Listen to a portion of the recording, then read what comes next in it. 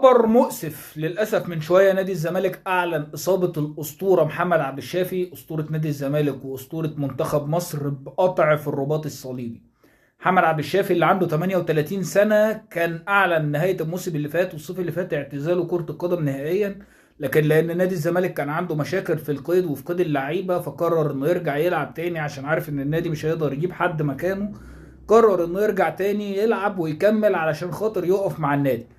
للاسف النهارده الزمالك بيعلن انه اتصاب بقطع في الرباط الصليبي. طبعا قطع في الرباط الصليبي في السن ده بتبقى العمليه صعبه قوي شويه، لكن نتمنى انه ان شاء الله باذن الله يرجع ويقوم بالسلامه ويرجع كمان الملاعب ولو حتى موسم، لانه لعيب محترم ويستاهل ختام مسيره يكون كويس ومشرف ويليق بيه.